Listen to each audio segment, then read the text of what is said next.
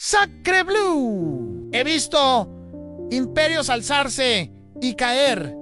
He visto el rostro de la victoria y el amargo sabor de la derrota en Waterloo. Pero lo que vi en Rusia, eso fue una lección sobre el poder y la estupidez. Me llamo Napoleón Bonaparte y déjenme contarles una historia. ¿De qué sirve un trono de oro si tus súbditos no tienen pan para llevarse a la boca? Esta es la historia de cómo un zar Nicolás II perdió un imperio de 300 años, no por un ejército extranjero, no por una conspiración palaciega, sino por algo mucho más simple y terrible. Olvidó que sus hijos, el pueblo ruso, tenían hambre. Y cuando un padre olvida a sus hijos, estos buscan a otro. A principios del siglo XX, Rusia era un coloso, un gigante que se extendía por 2 continentes. Pero yo, que conozco bien la anatomía de los imperios, vi que sus pies eran de barro. Este zar, Nicolás, vivía en un mundo de fantasía, un palacio de invierno, aislado de la escarcha que congelaba a su gente. Creía que su derecho divino era un escudo contra la realidad. ¡Qué iluso! Un soberano no gobierna con oraciones y ceremonias. Gobierna con pan, orden y un ejército leal. Mientras él y su emperatriz se preocupaban por el misticismo y los íconos, las calles de San Petersburgo hervían. La gente no pedía milagros, pedía comida, pedía dignidad. Y cuando un líder no escucha el rugido de los estómagos vacíos, está invitando a la guillotina a su puerta. Yo mismo cometí errores. ¡Claro que sí! Mi campaña rusa fue un desastre.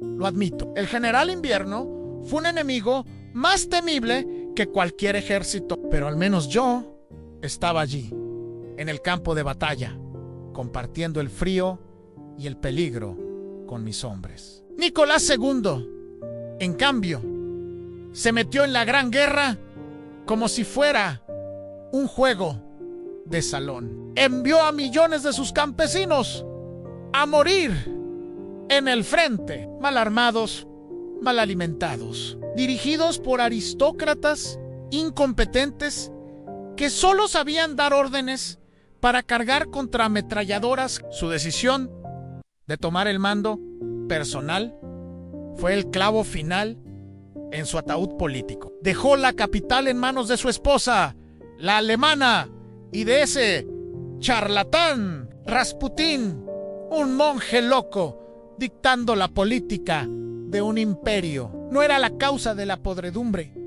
sino el síntoma más asqueroso de ella. La corrupción, la incompetencia, el desprecio por la vida humana.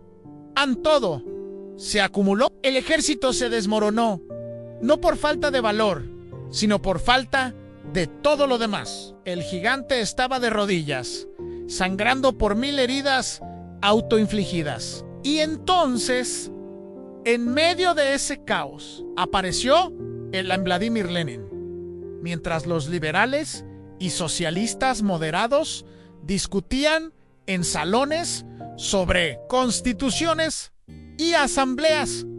Lenin tenía una idea, una sola idea, pero la perseguía con la disciplina de un mariscal de campo, el poder total. Entendió algo que yo siempre supe en tiempos de revolución. No gana el que tiene más seguidores, sino el que está mejor organizado. Los bolcheviques eran una minoría, sí, pero eran una minoría de acero, disciplinados, despiadados y con un líder que no dudaba. Vieron el vacío de poder y no pidieron permiso para llenarlo. Dieron un zarpazo preciso y letal. El famoso asalto al Palacio de Invierno no fue una batalla épica, fue casi un paseo. El gobierno provisional se había evaporado. Lenin no conquistó Rusia, simplemente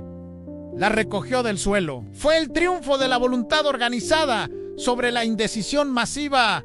¿Y qué fue de los Romanov? Su final fue tan trágico como predecible. La revolución, como el dios Saturno, devora a sus propios hijos y sobre todo a sus antiguos amos. Fueron arrastrados de un lado a otro, prisioneros de aquellos a quienes una vez gobernaron, hasta su último y miserable final en un sótano de Ekaterimburgo. Hombres, mujeres, niños, liquidados sin ceremonia. Una brutalidad innecesaria.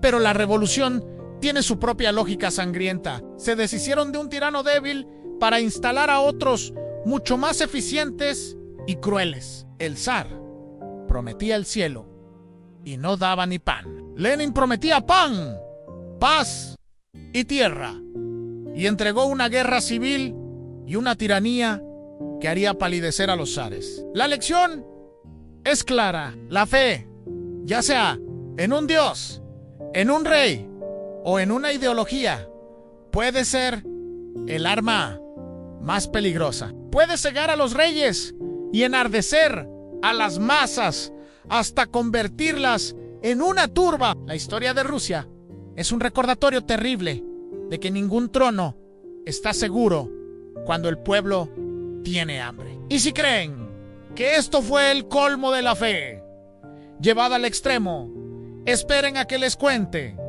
sobre un hombre que se creyó el hermano menor de Jesucristo y desató una guerra que costó 20 millones de vidas. No se pierdan mi próximo análisis sobre la rebelión Taiping.